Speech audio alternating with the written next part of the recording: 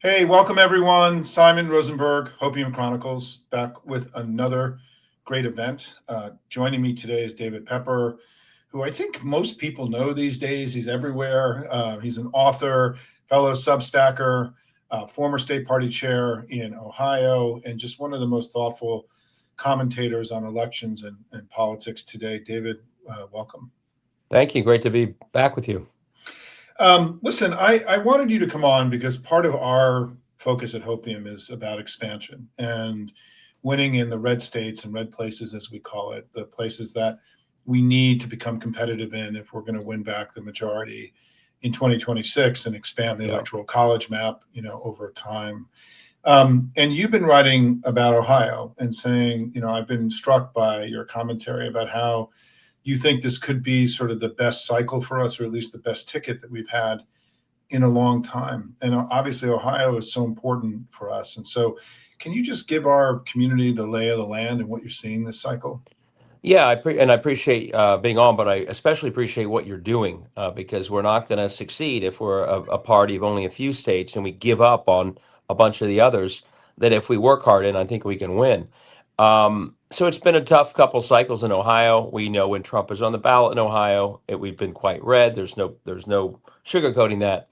But I do think if you look back over the last 20 years, and this will be true in some of the other states you're working in, uh, midterms when they have the White House can be good for Ohio Democrats. Mid the second midterm of an unpopular president, which is what we're in, it's Trump's second term. The last time that happened was '06, and that's when a young Sherrod Brown and Ted Strickland swept, and they swept going away. Now it's a different state in some ways than then, but the pattern could not be more clear. If Trump's on the ballot, it's tough. But these midterms, Sherrod got reelected in 18 by 7 points. We narrowly lost the governor's race that year, midterm there in the White House.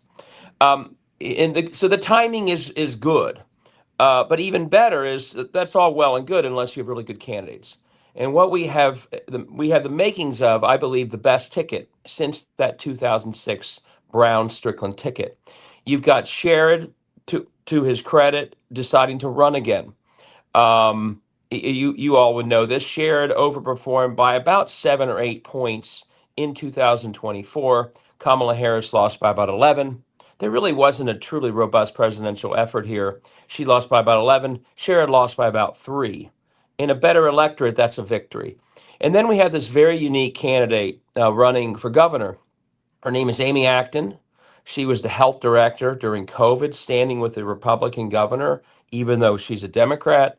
It turns out she is this figure. I mean, I don't want to get carried away, but it's very hard in politics that you get really well known without being political. That's just hard. It's a very unique way to enter politics. Think of John Glenn. He got famous by being this famous astronaut. He comes back here. He's revered as who he is more than his party. Amy Acton, this doctor, is of that type. So polling recently has her having the highest job approval rating of any figure in the state of Ohio, plus 10. Um, Against Vivek, and so pair her against Vivek Ramaswamy, as you would know, his negatives are strikingly high for someone who's never had a single ad run against him. His negatives are in the high 30s, low 40s. So you pair this popular, less political, less partisan figure against him. She's been within the margin of error or even up by one in every poll taken consistently, except for one outlier. So all of a sudden, you have this incredible compliment. Your Sherrod Brown Lane, who's been around a long time, goes to bat for workers, overperforms all over, with this very well-respected woman who, for a lot of voters, they think of her as a doctor, not a politician, not a billionaire. And all of a sudden, you have this and by the way, a lot of the growth for Democrats, it gets hidden when Trump's on the ballot, has been we've been making major gains in the suburbs and collar counties of our major cities. That's where the population's growing. That's where we're gaining. Who are those voters? They are women. So you have this really interesting top of the ticket, Brown Acton, that I think if we don't screw it up and if they run good campaigns, is the kind of ticket that can take advantage of the timing of 2026. And what's interesting in Ohio is almost to a 0.1 point, the ticket follows the top of the ticket. When Richard Cordray lost by 3.7, so did our Secretary of State candidate, so did our Treasurer candidate. So if you can have a strong Brown Acton ticket, the history tells us that the rest of the ticket really follows that. So that's why we don't know what's going to happen the next year. And it's scary that it's only a year to go. But if you're looking at the big pattern of history and you're looking at a unique ticket, all of a sudden I think you have the makings of a very good year that could be Ohio could be one of the tipping point states for the Senate. We can hopefully make a run for the governor's office against a very flawed candidate in Vivek Ramaswamy. And that does a lot of things. But one reason people should care about the governor's race is a governor sits on the board that could end gerrymandering in 2030. So there are national consequences to that win, even beyond we want to finally get rid of leadership that's been sending Ohio in the wrong direction for a long time. So that's sort of the basics of it. You know, what's been so interesting just listening to you lay all this out, David, is that, Trump had the best showing for a Republican presidential candidate, going back a long way. I mean, going all the way back to 2004 with George Bush, and maybe even all the way back to 1988, right, depending on how you cut the data. And so what we're seeing now, because the electorate, in the congressional generic has shifted 7 to 8 points from a year ago. Party ID in the Gallup poll has shifted 11 points from a year ago. So these states that were plus 10, plus 11 Trump states are now, in low single digits, right, in terms of the shift. And so a place like Ohio that may on the first blush be like, well, that's just out of reach for us. Right. It actually, we see from polling that our candidates are competitive, that these are within margin of error, and that both at the gubernatorial and the Senate level. And it's because the national electorate has shifted. I mean, there's been a shift in the last year against the Republicans and towards the Democrats. And what's interesting is you're not just seeing this at a national level, you're seeing it in the state polling. I mean, we now have, in the last few weeks, we have competitive polling in Alaska, in Maine, in Ohio, in North Carolina, in Iowa even. We just got a poll this week showing our gubernatorial candidate competitive in Iowa. And all of a sudden, the battlefield of 2026 could be very broad and wide, for the country. Yeah, I agree. It's funny. We've seen this internally. I've been helping the campaign from the beginning of the year. And I think the first couple polls that had, again, Amy Acton hasn't run for an office since student council. So you'd expect her to be behind against someone like Vivek Ramaswamy, who's been on TV and doing all this stuff, ran for president. But from the very beginning, it was like -1 or tied or maybe +1. And a couple months go by of that, and people still are like, no, that's not real. That can't be real. Your sample was wrong. But it's happened so consistently now, including the big one just the other day was a Bowling Green did a poll, and it was still a conservative sample. And in that poll, Sherrod was up 1 over Husted, and Amy Acton, she was within the margin of error of Vivek. The other one, she's done better, but this was still margin of error. But she was plus 19 with independents against Vivek Ramaswamy. And as you know, that's how you win elections. If you are plus 19 and you are viewed positively by independents, Ramaswamy is underwater with independents. Ramaswamy is sort of he's got billions, and that makes it hard in one way. But he's sort of a merge between Doge and Musk and RFK. And he's very unpopular because of it. So you pit him against sort of an outsider, less political figure who's a doctor, and that's just not computing for people. She seems much more with the people than he does. So when you start seeing a poll that she is up 19 with independents, all of a sudden we're seeing both within the state and national headlines, wow, Ohio could be in play again. And that's a rare thing. We have not had many polls in the last several decades where it's been so consistently like in the running. And we just obviously have, and that's why I love what you're doing. Like, let's keep up with these opportunity states. Let's get out of ourselves. Right now, my biggest worry really is defeatism. Yeah. That too many people run around and just think, there's no way. That's self-fulfilling. But with efforts like yours and others, I think if people actually see, and by the way, this isn't just happening through polling. Amy Acton shows up in rural counties and is getting crowds that are typically 50, 300 people show up. They include independents and they include some Republicans. So it's the same energy we're seeing on the ground. And then you also throw in, and we haven't even gotten to the worst of them, I'm afraid, but the spiking costs, today's terrible moment of potentially lack of SNAP support all over the state, the tipping point potentially into recession, and all of a sudden races that are tied. If all those bad things happen and we communicate on them well, we actually, I think, can move ahead like we did in '06. Yeah, and the other opportunity that you have is that Vivek has said a lot of really crazy stuff. And, all we need is 2 or 3 sound bites through his whole, journey over the last 5 to 10 years to be able to use in the general election to disqualify him. I mean, and, because he has been, he wasn't a politician. He has said inflammatory and wild stuff, Yeah. probably much more so than a typical politician. And so, the negatives that you're going to have against him are going to be significant and, arguably far greater. I mean, he doesn't have a voting record, right? Right. But he does have these inflammatory things, and he's a Trump guy, and it's going to be impossible for him to create distance between him and Trump and the whole kind of MAGA world. And so you also have the kind of raw material that you need to take advantage of the opportunity you've been given. Yeah, that's absolutely right. I mean, he is. What's interesting is first impressions in politics aren't everything, but they're a lot. Dr. Acton's first impression is very positive. Vivek's first impression, again, not because someone spent $100 million exposing the things you're talking about, but just because whatever he's doing. I mean, you saw him in the debate stage for the presidency. He got a lot of attention, but it's not like his numbers ever went up because he turns half the people off who watch him. When he spent money in the Iowa caucus, it didn't help him. There's a first impression problem for him that we're seeing in the polling, and that's before you even get to the fact. You remember in Ohio, we had this massive fight in 2011 that John Kasich lost over something called Senate Bill 5, gutting collective bargaining for teachers and other union members. Vivek's already said he wants to get rid of teachers' unions. He wants to make changes that basically would tear up collective bargaining contracts all over the state. Ohio does not want to relive that fight. And if we did, Democrats and union supporters across party lines would win. He tweeted out right before he ran for president, by the way, that American culture was lazy and celebrating mediocrity. Like it was a multiple tweet stream. It went viral. He moved his business. I mean, who does this?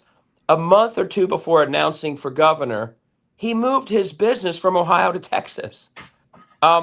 It shows you he wasn't really thinking about governor then. He got fired from Doge because everyone there was so annoyed by him. They didn't want him there. This was sort of a consolation prize.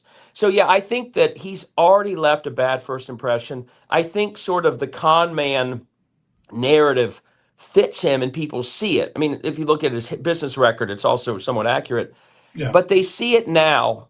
And as you said, that's not even getting into all the things he said over the years that if you were running for office, you wouldn't say. And by the way, one other thing, and he's flying around on a jet at 30,000 feet to campaign. Amy Acton's in a Jeep, union-made Jeep, I think made in Toledo. He literally flies from Cincinnati to Columbus in his jet. So he has this very high life lifestyle that any consultant would say, you don't want to do that running. I just don't think he wants to give it up. So the whole thing is quite bizarre. He does have money. We know that. He'll have Teal and all that. But most of what he's doing as a candidate, you would say to them, oh, no, don't do that. And he's doing it. And I don't think he's going to stop. I've been to that Jeep plant, by the way. And when I worked in Toledo in the '88 Dukakis campaign in the primary, it was a few years ago, David. But I spent 3 glorious weeks in Toledo and got to go visit that plant one time. So I know exactly. And I own a Jeep too here back in DC.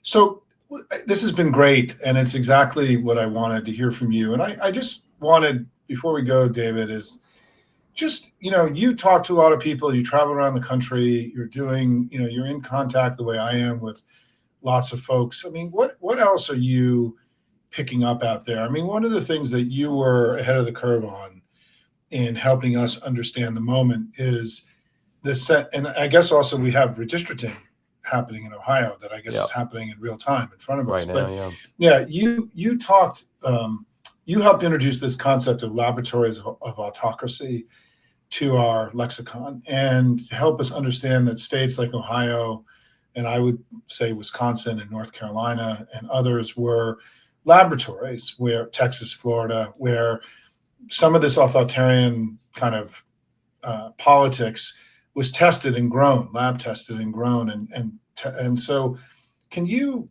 now that we are seeing it play out nationally, I mean, just perhaps reflect upon your, the work you've done in this space, the warnings that you've been giving us for years about where we were all headed, and your own experience in Ohio. It might be instructive to everybody. Yeah, I'll just say, when I first gave the book the title, Laboratories of Autocracy, by the way, I was going to tweet, hey, state houses are acting like that. And I paused and thought, I think that's actually more than a tweet. But I always worried at the time that people would think, oh, you're overstating it. Now people realize it's not an overstatement. Once you've watched what's happening in Texas, where they're threatened to arrest members, once you watch in Ohio, where they just routinely break the law, violate their own constitution, that's what these places are. And and they explain most of the damage from the right, the extreme, not just on anti-democracy, but the other extreme issues, Dobbs, et cetera. It's not coming out of Congress, as bad as Congress and the president are now. Almost all of it's coming from states. They decided a long time ago that the way to get the dirtiest work done was in state houses where no one pays attention. And that's where the gerrymandering happens, Texas, Indiana, hopefully they'll hold that one up, Missouri, now Ohio. That's where most of it happens. And that's the other reason, by the way, that it's so important that you're doing what you're doing, because our response in the past, well, we didn't have a response, was generally to ignore state houses, to literally let Alec and the Koch brothers dominate there. We set our entire sort of threshold of feeling good or not about politics as to how we did in federal elections. And we ignored the fact that most of the damage they were doing were in state houses. So while we're celebrating federal wins, they're crushing us, not just in elections, but what comes after in states. And so what you're doing to say, let's go expand, my view is, and this is why Anderson Clayton, a friend of both of ours, is so smart, and others are doing it. In Virginia, what is it, 3 days away, there is a candidate for every single district of the legislature of Virginia. That's got to be our new normal. Because if we really want to stop this stuff, of course, we got to get rid of Trump and not let Vance win and win back the House majority. But until we start creating far more accountability, picking up majorities over time in state houses, until we do that, most of the damage will continue. We saw it. Biden won. We won the Senate. We won the House. Most of the anti-democracy damage continued, even when we controlled all these things, because they still dominated state houses. Now, the good news is, since I wrote these books, we have a new generation like Anderson Clayton who are saying we can't just focus on the federal, although we need to win that. But until we start clawing back at the state house level, where they crushed us in 2010 ever since, that most of the damage will continue. And here's the other thing that's happened in states like Ohio. We're sort of a preview of the federal stuff. Ohio is essentially, we don't have a rule of law in Ohio. Let's be very clear. I say that as a lawyer. It's painful. They just break the law. We don't really have a democracy. Everything, every legislative race is essentially rigged. Once you have that lack of accountability, it just never stops, and the lawlessness gets worse. So in many ways, the horror we all feel about Washington right now, the preview is that's what a state like Missouri or Texas or Ohio, we'll say to folks, well, yeah, that's what we've been living with all this time. And we can no longer accept it as well. Since those won't win as federal seats, we don't care. We just have to fight for democracy in all these places. And fighting and losing, and sometimes you lose these fights, is so much better than just letting it settle in as okay. And that's why, again, when you talk about expanding to new states, and when we see Anderson Clayton saying, I'm not going to let 30 extremists in the North Carolina legislature go uncontested. I'm running against everyone that I can. Only 2 are uncontested. And when Virginia Democrats said, we're running against all of them, longer term, that's how we start winning back places that we've lost and where they've done most of their damage. I think you just said so much, and I want to just respond, because you and I have been at this for a long time, brother. And, those of us who've come up in the business through the party stuff and sort of gritty campaigns often have a slightly different take, I think, on some of these issues than people who came up through other ways, either through commentary or comms or whatever. But I think that, one of the things I just was listening to you talk is that, this is likely to be a blue wave cycle. And that they likely, doesn't mean it will be, right, in the way that the red wave didn't actually appear in 2022 when they all thought it would. But, where Trump is now polling wise, the damage that he's doing to the country, we know that they're scared because of the redistricting. And what it means is that for all of you who are watching, this is a cycle of opportunity for us. And, what happened in 2010 was that we had a bad cycle, but it happened to be the cycle when redistricting happened afterwards. And the gains that Republicans made in that one cycle were locked into some states for 2 decades. Yep. And we are going to have an opportunity, even though it's not the redistricting cycle this time. It is in some places, it turns out. But we are all going to need to work as hard as we can, not in 7 states, but in dozens of states, to take advantage of what could be a one-time opportunity to seize, regain power that we've lost in critical places all across the country. To your point, not because of Democrat, Republican, but to forestall our descent into something other than a democracy all across the country. And I do think that there is going to be, we don't have a rallying cry yet, David. That's going to be one of your homework assignments because you're good with words and phrases and so on. But I do think that what you're hearing today, everybody, is just in the way we heard from Anderson the other night, and we talked to, the Maine Democratic Party chair and the Iowa Party chair and the Alaska chair, and all of them have been saying, look, we're optimistic here about what we can do. We're not being Pollyannish and we're not being silly because we've had a lot of losses before. There's pragmatism, but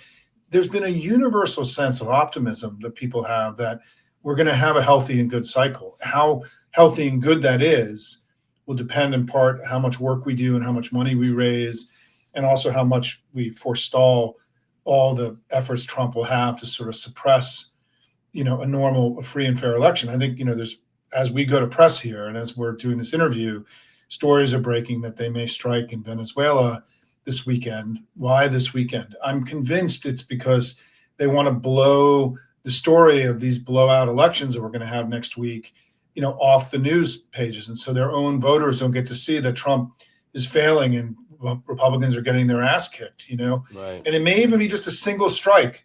But if we strike a military base in Venezuela, it is going to crowd out in right-wing media the stories on Tuesday, Wednesday, Thursday of them losing in Virginia, New Jersey, and everywhere else, right? And I think this is like a tactical way, rigging. This is another form of rigging, right? Of playing the game. But I think as you heard from David, right, and this is a cycle of opportunity, and we need to get off the mat and fight as hard as we possibly can to seize as much as we can in the next year. Absolutely. And it starts in Virginia next Tuesday and obviously New Jersey as well. And the hope is that's the beginning of the midterm.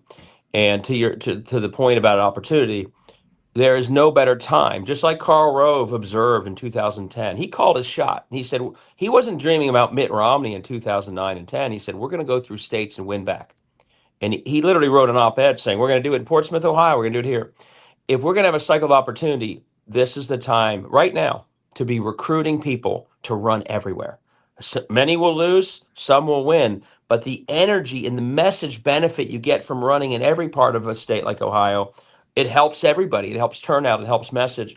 So in the coming months, hopefully there's a real boost out of next Tuesday, and it builds into recruiting and then organizing, then messaging all the way through next year. So I view it the same way you do. But there's no better time to make sure we're doing what Anderson Clayton did in North Carolina, run everywhere, than in a year where you think there may be a wave that lifts a lot more people than might otherwise win. So I'm optimistic like you are.